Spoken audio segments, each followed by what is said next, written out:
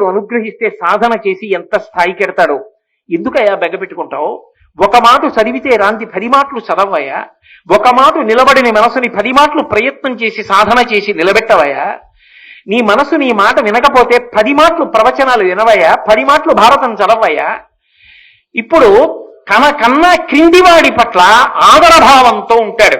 వాడు వృద్ధిలోకి రావాలన్న ప్రేమ భావన చేత ఉంటాడు. ఇప్పుడు పాపాన్ని మూటకట్టుకోడు. తనతో సమానుడు కనబడ్డాడు.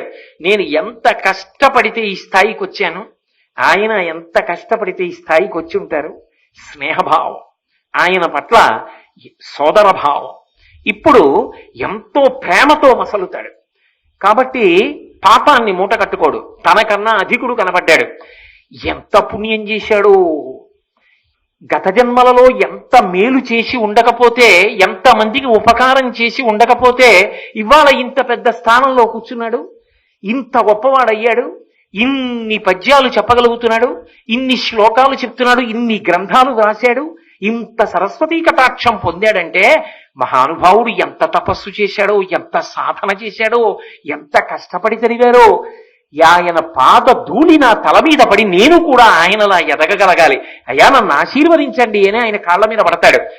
ఇప్పుడు చెప్పండి, ఆ ముగ్గురి నుంచి తప్పించుకోలేకపోయినా నీ మనసుని మార్చుకోగలిగితే నువ్వు ఉన్నతుడిగా నిలబడతావు. మాత్సర్యమన్నది లేకపోతే ఈ ముగ్గురి పట్ల సమాజమునందు నువ్వు ఉదారుడవై నిన్ను నువ్వు నిరూపించుకొని ఉదాత్త భావన చేత నిలబడి 10 మందికి ఆదర్శప్రాయుడవవుతావు. కాదు, ఈ ముగ్గురి పట్ల పెళసర భావంతో ప్రవర్తించావు. దీనికి కారణం మాత్సర్యం. ఈ మాత్సర్య భావన ఉంది నీకు. ఈ ముగ్గురు కాకుండా ఇంకా 4వ వాడు ఎక్కడ తగులుతాడు? ఒకవేళ తగిలితే మాత్రం ముగ్గురితో సాధించలేంది 4వ వాడితో నువ్వేం సాధిస్తావు? నువ్వంటే నా బోటిగాడు, మిమ్మల్ని కాదు. కాబట్టి ఇది వ్యాసుడు సాధించాడు. ఇటువంటి వాడు వచ్చి కూర్చున్నాడు ఆసనం మీద. చెప్పకుండా ఎలా ఉంటారు అన్నయ్య గారు? ఇప్పుడు ఇది విన్న తర్వాత మీరు వ్యాసుడికి నమస్కరించకుండా ఉండగలరా? అటువంటి మహానుభావుడు భారతంలో మొట్టమొదటిసారి ప్రవేశించి ఉచితాసనం మీద కూర్చుని అర్ఘ్యపాద్యాదులు అందుకుని జనమేజయుడి చేత పూజింపబడి దర్శనమిస్తున్నాడు. ఇంతటి మహోత్తరమైనటువంటి విశాల హృదయము కలిగినటువంటి వాడు. అటువంటి మహానుభావుడు వచ్చి కూర్చున్నాడు. ఒక్కొక్కరు వచ్చి కూర్చున్నప్పుడు ఒక్కొక్క ప్రశ్న వేయిస్తే అద్భుతమైనటువంటి విషయం వస్తుంది. ఆ ప్రశ్న వెయ్యడం కూడా చేతనయ్యి ఉండాలి. లోపల ఆర్తి ఉందనుకోండి, ప్రశ్న అంత గొప్ప ప్రశ్న వస్తుంది. ఆ ప్రశ్న వచ్చినప్పుడు గురువు గారు జవాబు చెప్పడానికి ఎన్ని వేల మంది ఉన్నారని చూడరు. ఇది ఒక తమాషా. ఆదిత్య హృదయం ఉపదేశం చేయడానికి అగస్త్యుడు ఎంతమంది ఉండాలని కోరుకున్నాడు? రాముడికి ఒక్కడికే ఉపదేశం చేశాడు. భాగవతం 12 స్కంధాలు చెప్పడానికి సుఖబ్రహ్మ ఎన్ని వేల మంది ఉన్నారు సభలో చూశాడా? పరీక్షిత్తుకు ఒక్కడికే చెప్పాడు. భగవద్గీత చెప్పవలసి వస్తే కురుక్షేత్ర సంగ్రామ భూమి యందు కృష్ణ పరమాత్మ ఎంతమందికి చెప్పాడు? అర్జునుడికి ఒక్కడికే చెప్పాడు. సభలో ఇన్ని వేల మంది ఉండాలని కోరుకోకూడదు. ఆధ్యాత్మిక సభల్లో ఒక్కడైనా సరే చక్కగా దాని ఎందు పూనిక ఉన్నవాడు ఉంటే పరమ సంతోషంతో చెప్పగలగాలి.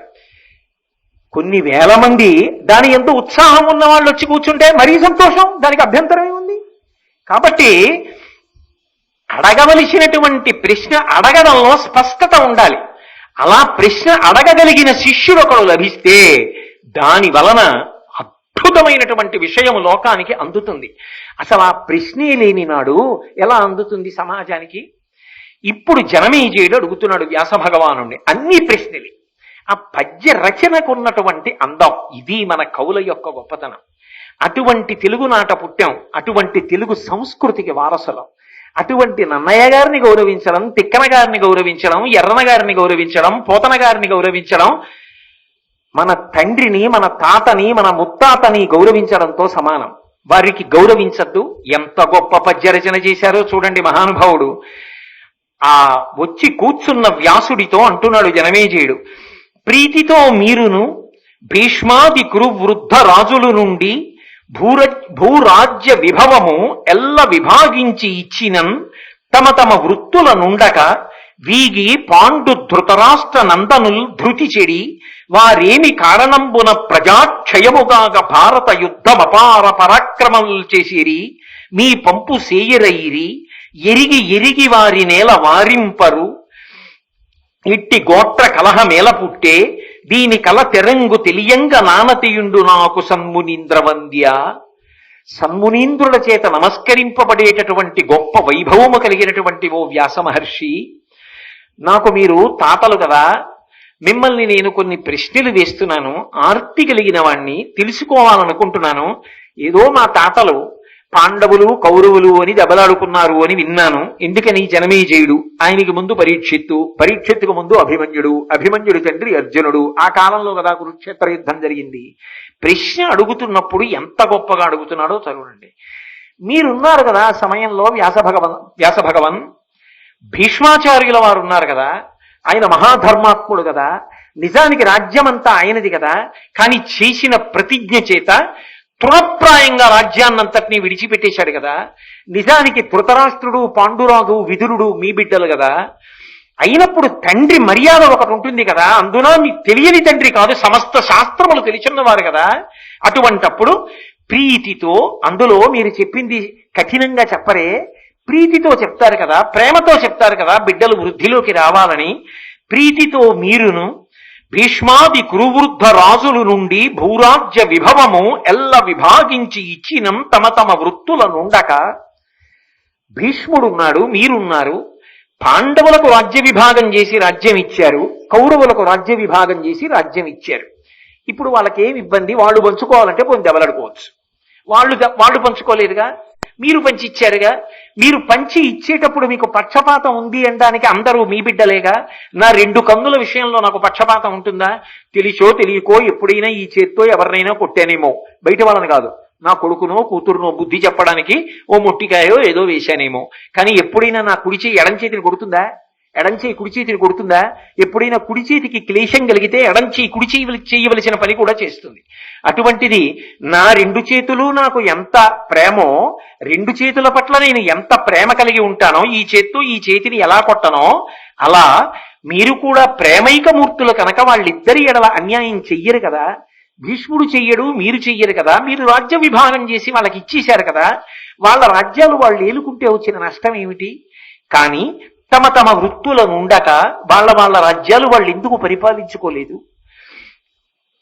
అలా పరిపాలించకుండా వీగి పాండు ధృతరాష్ట్ర నందనుల్ ధృతి చెడివారేమి కారణంబున ప్రజాక్షయముగాక భారత యుద్ధమపార పరాక్రమలు చేసిరి.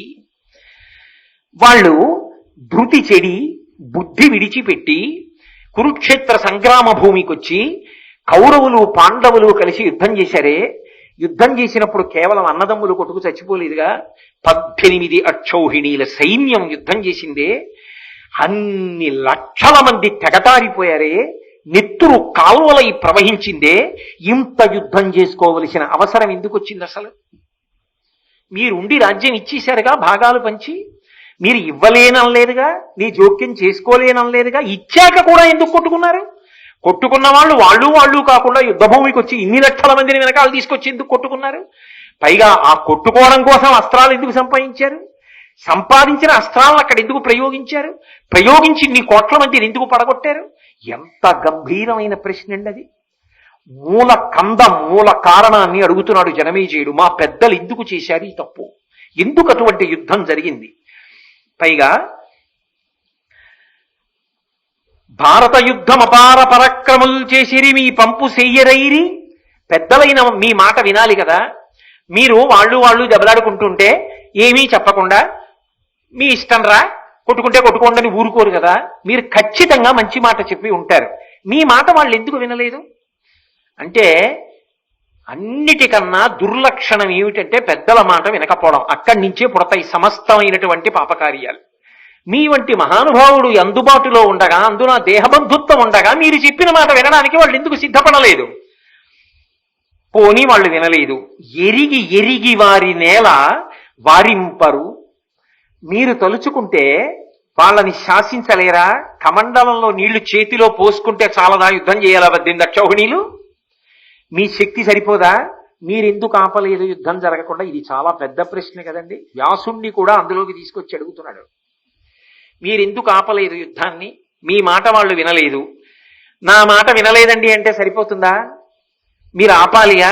మీరెందుకు ఆపలేదు? కాబట్టి ఇట్టి గోత్ర కలహమేళ పుట్టే ఇంట్లో యుద్ధం ఎందుకు వచ్చింది? ఆఖరికి సమూలంగా నాశనం అయిపోయారుగా. ఇన్ని లక్షల మంది తెగటారిపోయారుగా. దీనికల తెరంగు తెలియంగ నానతిండు నాకు సన్మునింద్రవంద్య. అసలు నాకు ఇందులో ఉన్నటువంటి మూల విషయం తెలియాలి.